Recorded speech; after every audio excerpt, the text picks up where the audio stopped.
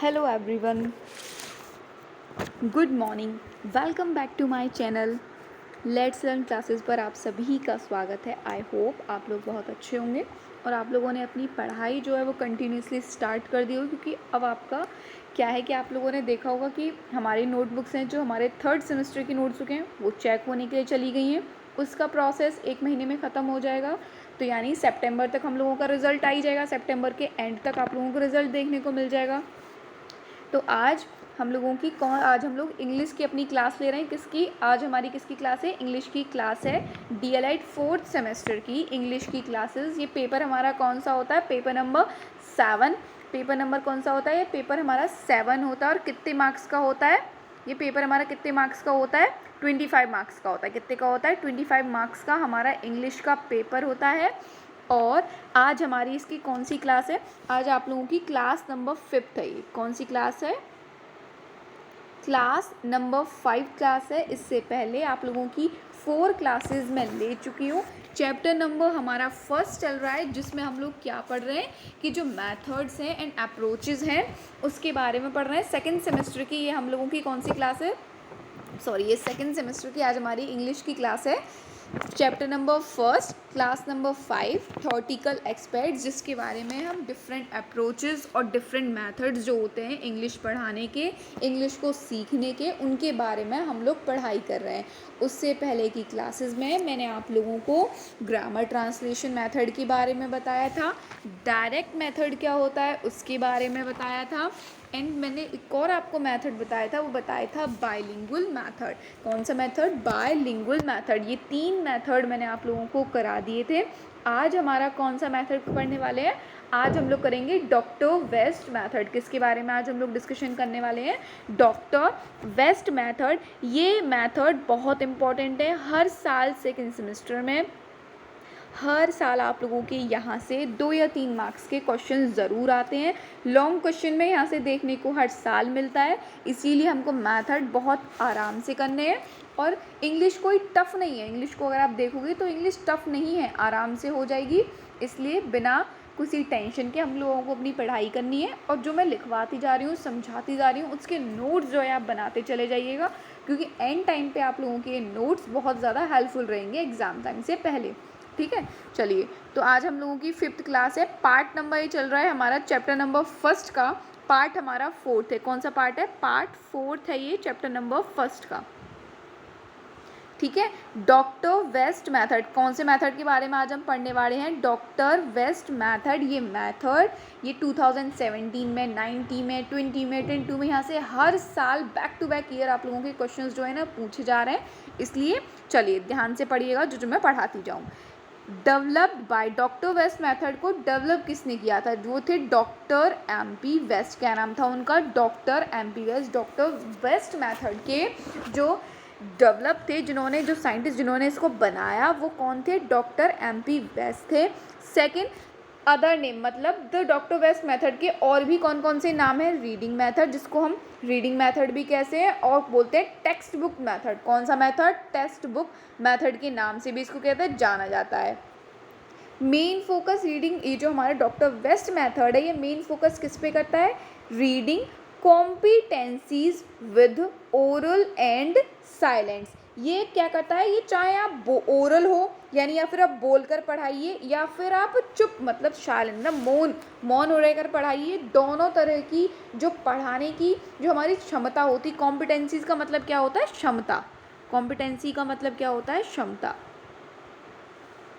चाहे हम बोलकर पढ़ाएं या मौन रहकर पढ़ाएं, दोनों तरीके के तरीक़ों से पढ़ाने में कि इसमें क्या होती है? क्षमता होती है। इस डॉक्टर वेस्ट मेथड के ज़रिए हम बोलकर भी पढ़ा सकते हैं और चुप रहकर भी पढ़ा सकते हैं, दोनों तरीके से किसको पढ़ाया जाता है। किसके अंदर? डॉक्टर वेस्ट मेथड के अंदर। मेन फोकस इसमें ये होता है कि आप इसको बोलकर भी पढ़ाया जाता है और इसमें मौन रहकर भी क्या कहता है? पढ़ाया जाता है। दोनों तरीके से पढ़ाने की इसमें क्या होती है? क्षमता होती है। Reading competencies with oral and scientist. क्या है main focus? Reading competencies with both oral and silence.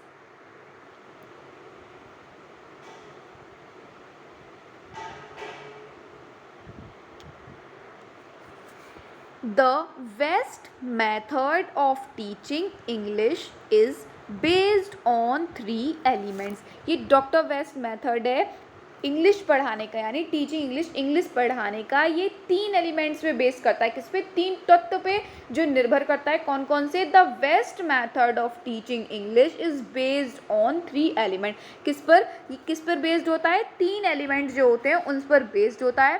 First, reading. पहला एलिमेंट क्या है? रीडिंग यानी पढ़ना। पहला किस पे बेस होता है? रीडिंग यानी पढ़ने पर।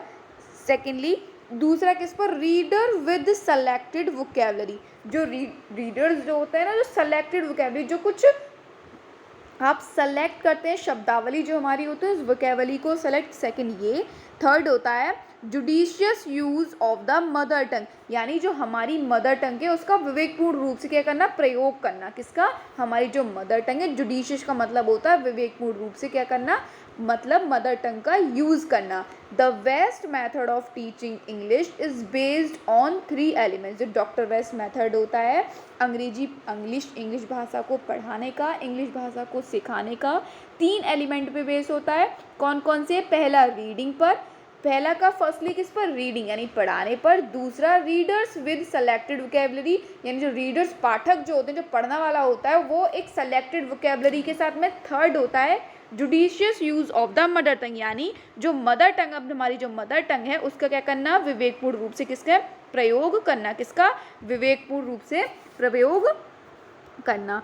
डॉक्टर वेस्ट सेज, यानी जो डॉक्टर जो वेस्ट है वो कहते हैं कि Indian boys need most of all to be able to read English. जो भारतीय मतलब भारत के जो लड़के हैं ना, उनको क्या करना है कि इंग्लिश जो है the boys then to write it. मतलब उनको कहने का मतलब ये था कि डॉक्टर वेस्ट ये कहते हैं जो इंडियन लड़के हैं, यानी जो हमारे इंडियन लड़के हैं, उनको इंग्लिश को लिखने के बजाय उसको पढ़ने में, किसको? देन टू राइट इट, उनको लिखने के बजाय उसे पढ़ने में। And lastly to speak it and understood it when spoken. उन्होंने ये कहा है कि जो इंडियन बॉयज़ हैं उनको लिखने के बजाय, किसको? इंग्लिश को लिखने के बजाय उसको किस में? पढ़ने, यानी रीड करने में, पढ़ने में, और एंड मतलब लास्ट में किस में? बोलने में, और बोलकर फिर समझने में सक्षम होने चाहिए। किस में होने चाहिए? समझना उनमें सक्षम उनको होना चाहिए। तो डॉक्टर वेस्ट ने कहा क्या है कि Indian boys need most of all to be able to read English then to write it. मतलब अंग्रेजों मतलब इंडियन बॉयज़ हैं, उनको इंग्लिश को लिखने के बजाय उसको पढ़ने में, और लास्ट में किस में? बोलने पर, और बोलकर समझने में क्या करना? सक्षम होने चाहिए। डॉक्टर वेस्ट ने कहा क्या है? डॉक्टर वेस्ट कहते हैं Indian boys need most of all to be able to read English then to write it and lastly to speak it. मतलब इंडियन बॉयज़ एंड जो इंडियन बॉयज़ हैं उनको सबसे ज़्यादा किस में होना चाहिए? लिखने के बजाय पढ़ने में, और अंत में बोलने और उस पर बोलकर समझने में क्या होना? सक्षम होने चाहिए। आगे क्या कहते हैं? According to him it is easier to acquire a reading knowledge. उनके अनुसार क्या है कि ये मतलब पढ़कर ज्ञान लेना, तो एक्वायर मतलब अर्जित करना, मतलब पढ़ के ज्ञान लेना तो आसान है उससे। Is easier to acquire a reading knowledge of a language. किससे?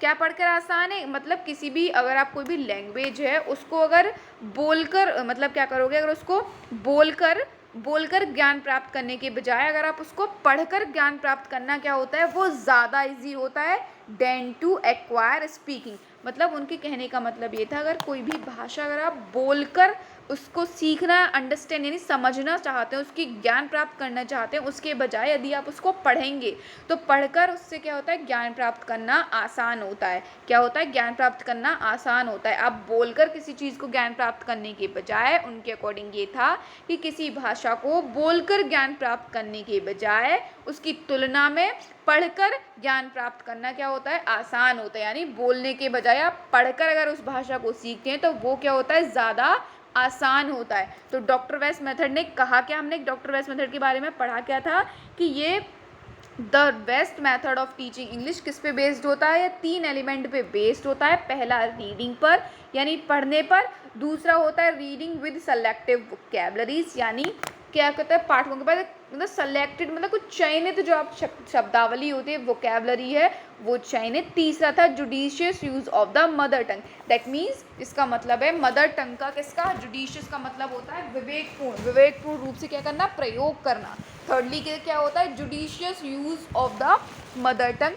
Doctor West says, doctor West जो थे उन्होंने क्या कहा है कि Indian boys need most of all to be able to read English, मतलब जो इंडियन बॉयज़ है अगर उनको इंग्लिश जो सीखनी है ना तो उनको क्या करना है, then to write it and lastly to speaking, मतलब उनको लिखने के बजाय उसको पढ़ने और अंत में क्या करने, बोलने, और बोलने पर क्या होना चाहिए, सक्षम होना चाहिए।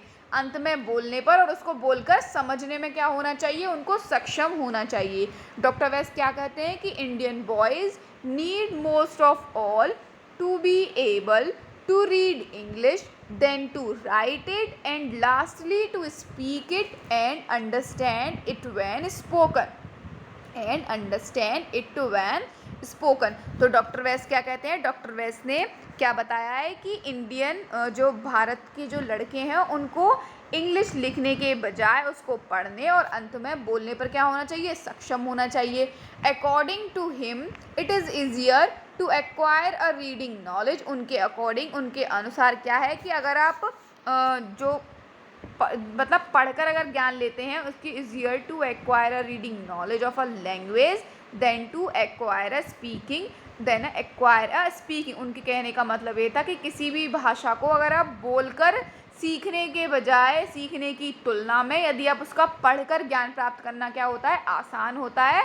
किसके, बोलकर ज्ञान प्राप्त करने की तुलना में पढ़कर ज्ञान प्राप्त करना क्या होता है, आसान होता है। ये ऐसा कौन कहते हैं, डॉक्टर वेस्ट के अनुसार। ठीक है, चलिए नेक्स्ट है हमारा merits and advantages of doctor West new method. Doctor West new method के मेरिट्स और क्या करने हैं हमको, एडवांटेजेस जो होते हैं उनके बारे में पढ़ते हैं। इसके एडवांटेजेस मेरिट्स क्या क्या हैं।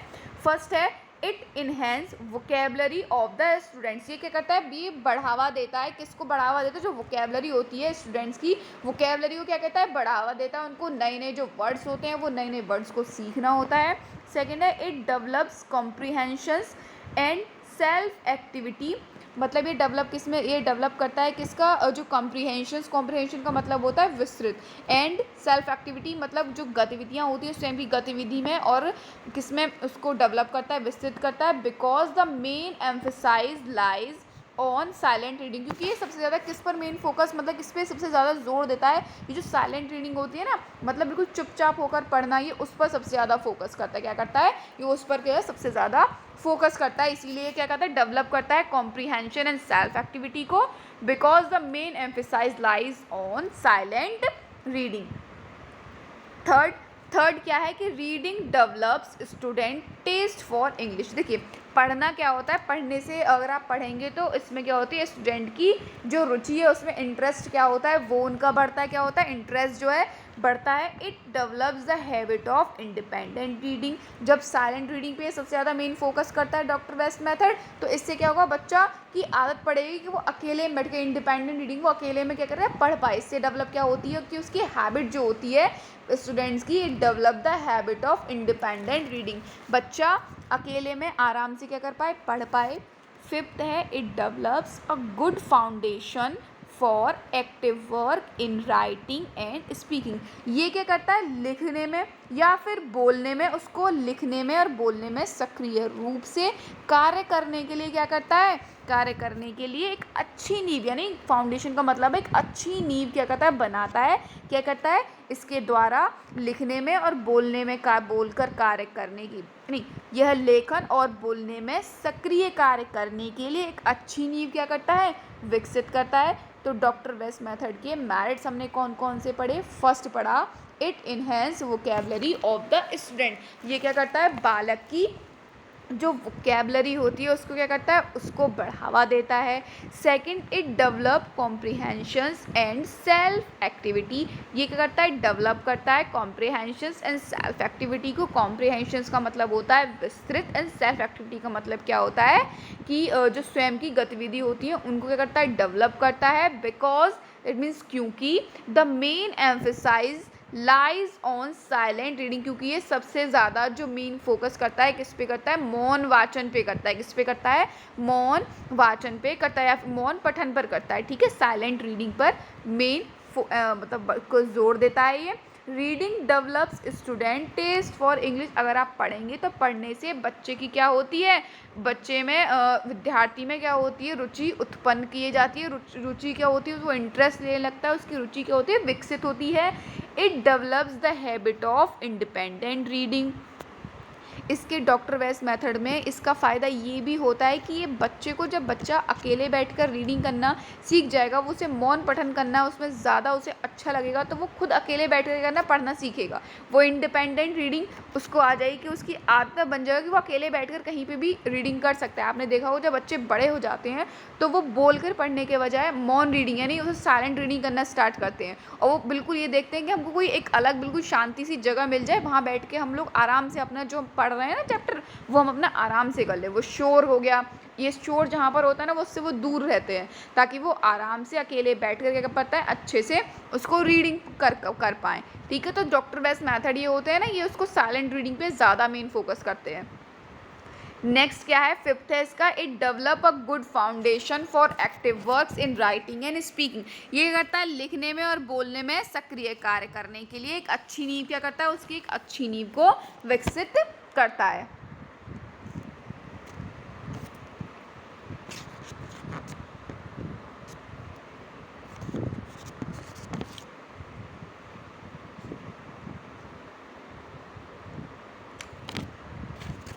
नेक्स्ट है demerits disadvantages of doctor West new method, यानी डिमेरिट्स क्या हैं और डिसएडवांटेजेस क्या हैं डॉक्टर वेस्ट न्यू मेथड के, उनको पढ़ते हैं कि डिमेरिट्स क्या हैं और डिसएडवांटेजेस क्या हैं डॉक्टर वेस्ट न्यू मेथड के। फर्स्ट है pronunciation of the students can not be improved. देखिए प्रोनाउंसिएशन होती है बच्चे की, वो इम्प्रूव नहीं होती है because undue emphasis is given on reading, क्योंकि ये सबसे ज़्यादा जोर किस पर देता है, पढ़ने पर जोर देता है। क्या देता है, पढ़ने पर जोर देता है।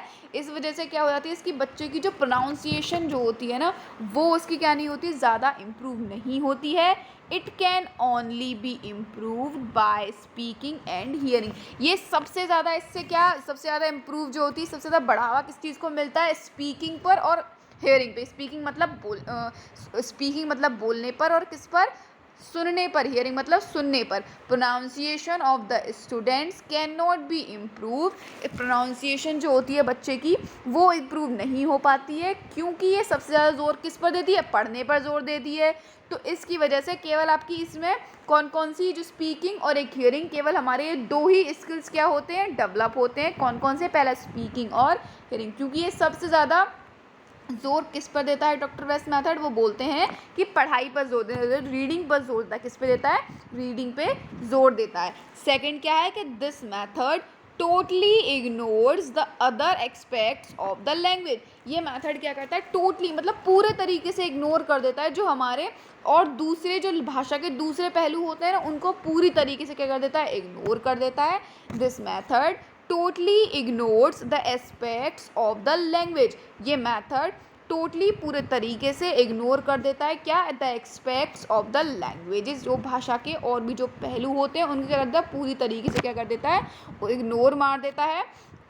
थर्ड है हमारा sometimes the teaching of English, मतलब कभी कभी अंग्रेजी भाषा को पढ़ाना बिकम डल्स, मतलब बहुत एकदम उदासीन टाइप्स का हो जाता है। एंड मोनोटेनियस, मोनोटेनियस का मतलब होता है नीरस। मोनोटेनियस का मतलब क्या होता है, नीरस।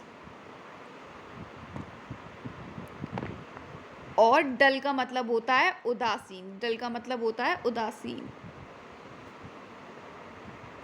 जो वर्ड नहीं समझ में आए तो उनको ना हिंदी में लिख लिया कीजिए, जिससे जब हम बाद में पढ़ेंगे तो हमको क्या रहती है, आसानी रहती है समझने में, ठीक है।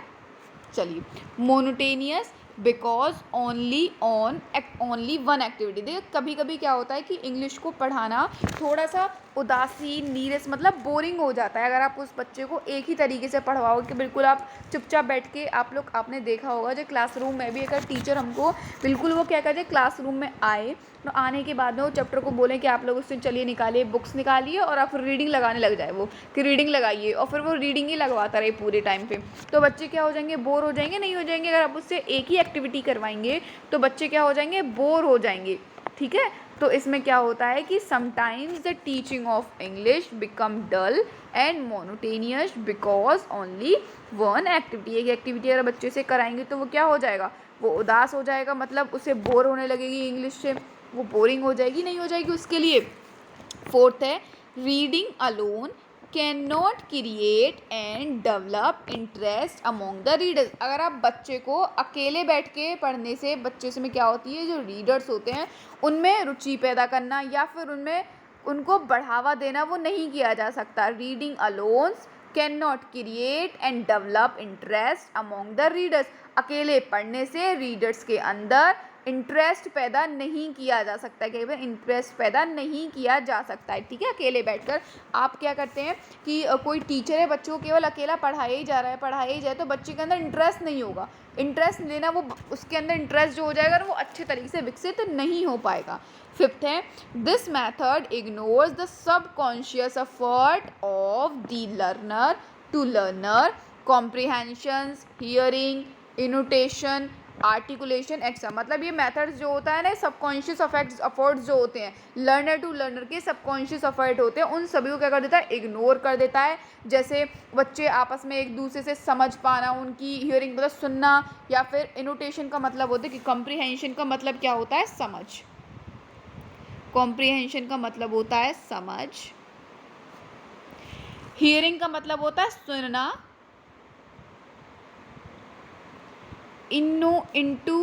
इंटोनेशन का मतलब क्या होता है, आवाज़ में जो उतार चढ़ाव होता है ना, कभी भारी कभी कैसी आवाज़ जो आती है, कभी भारी और कभी हल्की, तो ये आवाज़ का उतार चढ़ाव।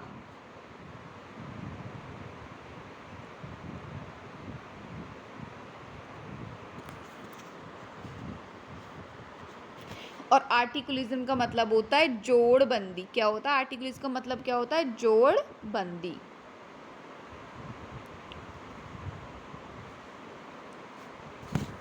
क्या होता है, जोड़बंदी होता है। तो ये मेथड क्या होता है, इग्नोर कर देता है सबकॉन्शियस अफेक्ट्स जो होते हैं, किसके, जो लर्नर के अवचेतन प्रयास। सबकॉन्शियस एफर्ट का मतलब होता है अवचेतन प्रयास जो होते हैं उनको क्या कर देता है, बिल्कुल पूरी तरीके से इग्नोर कर देता है, चाहे वो कॉम्प्रिहेंशंस हो, हियरिंग्स मतलब सुनवाई, इनोटेशन, आर्टिकुलेशंस वगैरह जो भी होते हैं लर्नर टू लर्नर के, उन सबको क्या कर देता है, इग्नोर कर देता है। तो इसके डिमेरिट्स हमने कौन कौन से पढ़े, फर्स्ट हमने पढ़ा था कि pronunciation of the students can not be improve because undue emphasis is given और रीडिंग, क्योंकि प्रोनाउंसिएशन बच्चे की क्या हो पाती है, स्टूडेंट्स की, वो इम्प्रूव नहीं हो पाती, क्योंकि सबसे ज़्यादा जोर किस पर देता है, रीडिंग यानी पढ़ने पर जोर देता है, क्योंकि सबसे ज़्यादा जोर किस पर देता है, रीडिंग पर देता है, और जिससे केवल बच्चे के अंदर बोलना और मतलब सुनने की जो हमारी स्किल्स होती हैं वही इम्प्रूव हो पाती हैं।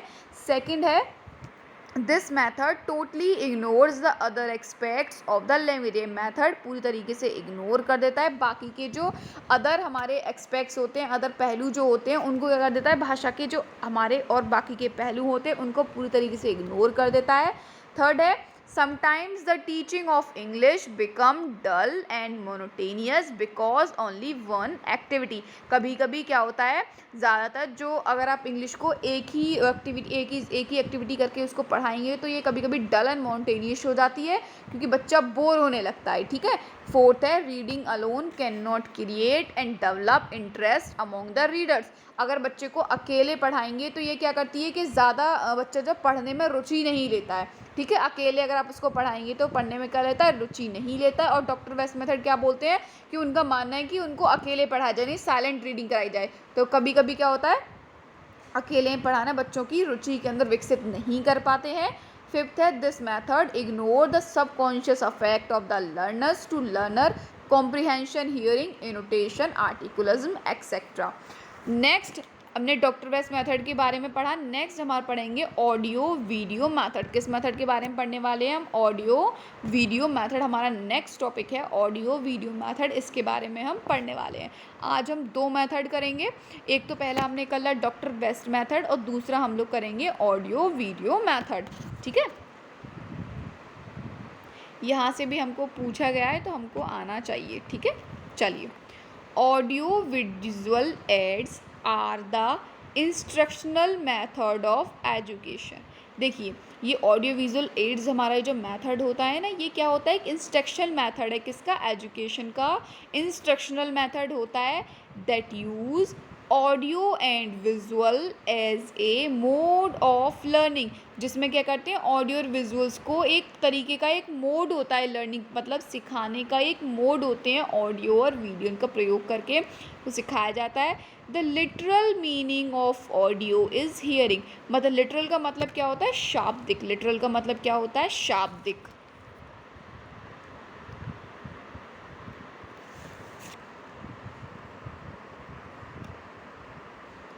लिटरल का मतलब क्या होता है? शाब्दिक। देखिए, लिटरल मीनिंग क्या होता है इसका? ऑडियो, ऑडियो का मतलब होता है सुनना। ऑडियो का मतलब क्या होता है? सुनना। And visual means that is seen by eyes. Visual का मतलब होता है जो हम अपनी आँखों से देखते हैं। किससे देखते हैं? जो हम अपनी आँखों के द्वारा देखते हैं, उसका मतलब क्या होता है? Visual. Audio visual aids are device. Audio visual aids क्या होते हैं? ये डिवाइसेस होते हैं that are used in the classroom, जिनका प्रयोग हम किस में करते हैं? कक्षा में करते हैं। To make learning engaging and easy, classroom में करते हैं जिसके ज़रिए इंग्लिश भाषा को, मतलब जो हम चीज़ सिखाते हैं उसको आसान और क्या बनाया जा सके? आकर्षक बनाया जा सके, आकर्षक और सुंदर बनाया जा सके, ठीक है।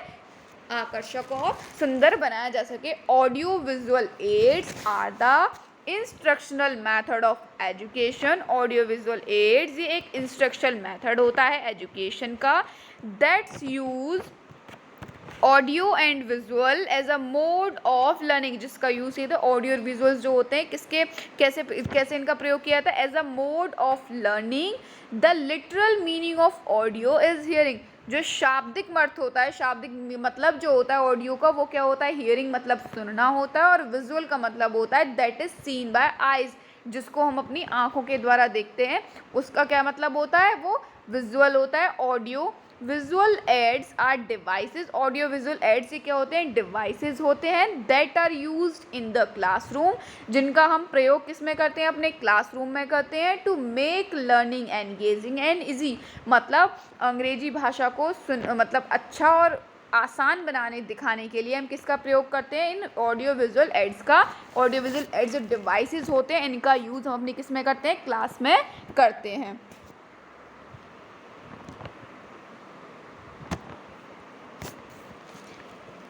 यूजेस क्या है ऑडियो विजुअल एड्स के, उनके बारे में पढ़ते हैं। यूजेस पढ़ते हैं, चलिए। Using audio visuals can improve the visual and auditory perception of a student. ये जो ऑडियो विजुअल एड्स होते हैं इसके ज़रिए विजुअल या फिर मतलब जो बच्चे की देखने की और जो सुनने की जो क्षमता होती है उसको क्या कहते हैं? उसको बढ़ावा इम्प्रूव किया जाता है, उसको क्या कहते हैं? इम्प्रूव किया जाता है।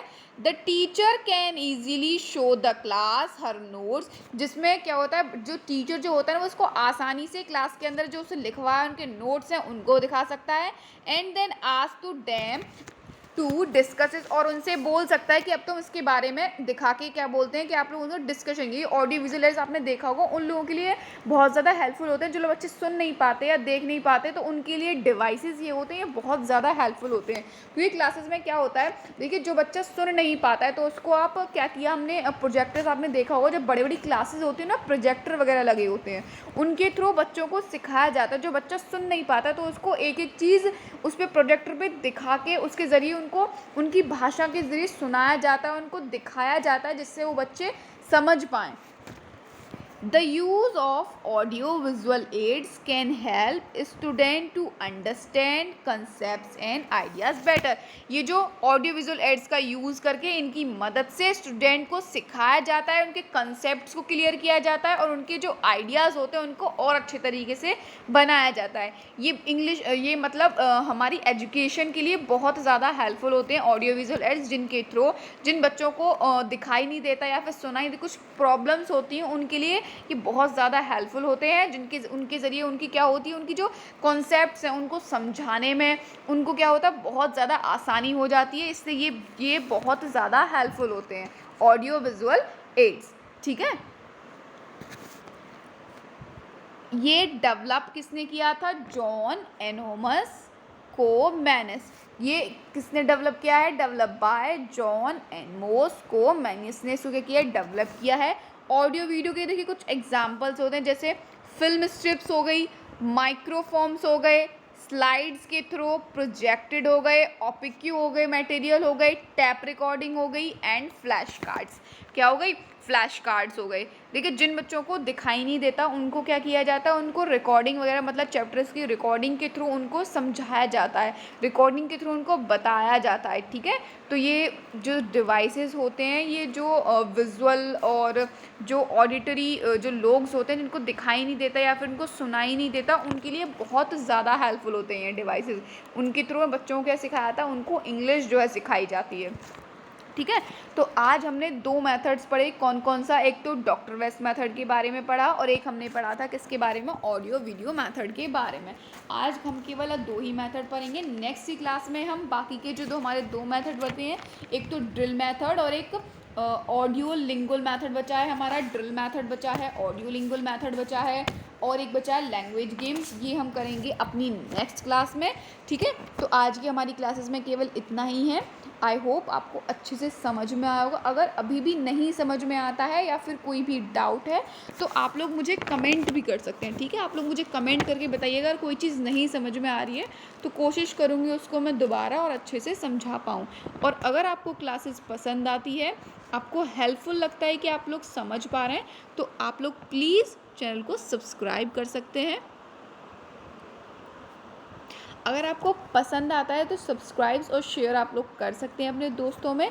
सेकंड सेमेस्टर की ऑल सब्जेक्ट की आप लोगों की क्लासेस वो मैंने स्टार्ट कर दी है. सेकंड सेमेस्टर की सभी सब्जेक्ट की आपकी क्लास शुरू हो गई हैं और आप लोगों को पता है कि आप लोगों की मैंने कौन कौन सब्जेक्ट की क्लास कर दी. एक दिन आपकी मैथ्स की क्लास एक होती है. मैथ्स 3 क्लासेस आप लोगों की प्रॉपर चलती हैं.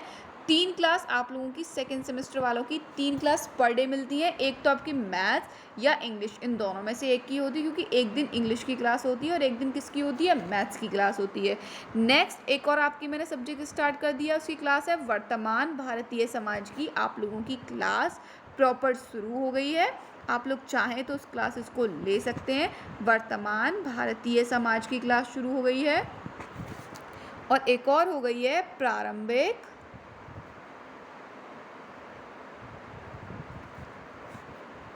शिक्षा के नवीन प्रयास.